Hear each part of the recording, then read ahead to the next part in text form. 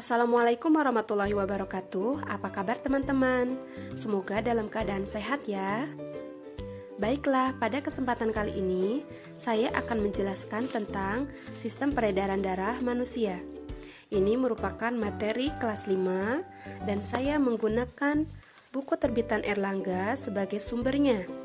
Kenapa saya menggunakan buku terbitan Erlangga?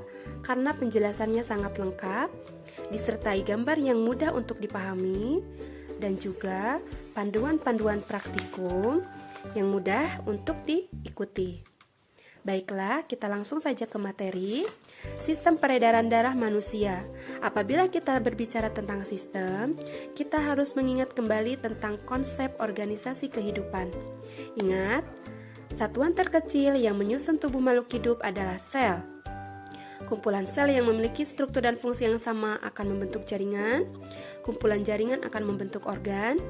Kumpulan organ akan membentuk sistem organ. Kumpulan sistem organ akan membentuk organisme atau makhluk hidup. Nah, kita sedang berbicara tentang sistem peredaran darah, maka kita akan mengenal terlebih dahulu tentang organ peredaran darahnya, yaitu terdiri dari jantung dan pembuluh darah. Jantung berfungsi untuk memompa darah, dan jantung memiliki 4 ruang. Ini saya gambarkan jantung secara konseptual agar mudah memahaminya. Ini sebelah kanan dan di sini sebelah kiri. Ruangan yang pertama pada saat masuk itu adalah serambi. Ada serambi kanan, serambi kiri, dan ruangan di dalamnya adalah bilik, yaitu bilik kanan dan bilik kiri. Agar mudah memahaminya dan mudah menghafalnya, saya singkat dengan sasi babi. Serambi kanan, serambi kiri, bilik kanan, bilik kiri. Untuk selanjutnya, organ peredaran darah adalah pembuluh darah, di mana pembuluh darah adalah saluran tempat mengalirnya darah. Ada 2 macam, yaitu pembuluh nadi atau disebut dengan arteri dan pembuluh balik yang disebut dengan vena. Perbedaan pembuluh nadi dan pembuluh balik itu dijelaskan di dalam buku Erlangga ya teman-teman. Sangat jelas sekali. Nah, di sini saya rangkum agar mudah memahaminya. Nah, pembedanya dinding pembuluh kalau pada arteri itu elastis dan tebal, sedangkan pada vena itu adalah kaku dan tipis.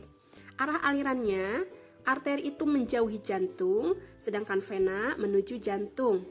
Denyutnya, arteri itu lebih kuat, sedangkan vena itu lemah.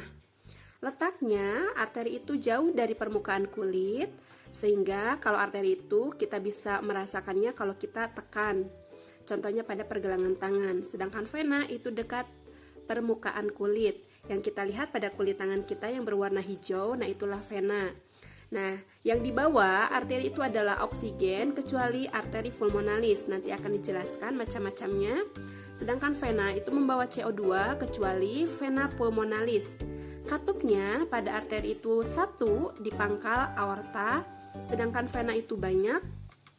Jika terjadi luka, arteri itu kalau yang terjadi lukanya pada arteri, darah akan memancar, sedangkan pada vena itu darah hanya menetes. Contohnya pada saat kita tergores oleh pisau, darahnya itu hanya menetes saja, seperti itu. Untuk selanjutnya, saya akan membahas tentang cara kerja jantung. Bisa teman-teman amati pada gambar tentang arah aliran darah yang keluar masuk jantung. Jika kedua serambi mengembang, darah dari pembuluh balik atau vena akan masuk ke jantung. Jika kedua serambi menguncup dan bilik mengembang, maka darah dari serambi akan masuk ke bilik. Jika kedua bilik menguncup, maka darah dari bilik jantung akan keluar menuju pembuluh nadi. Akan dibawa ke seluruh tubuh melalui aorta dan dibawa ke paru-paru oleh arteri pulmonalis. Darah yang dibawa ke seluruh tubuh adalah darah yang mengandung oksigen atau darah bersih.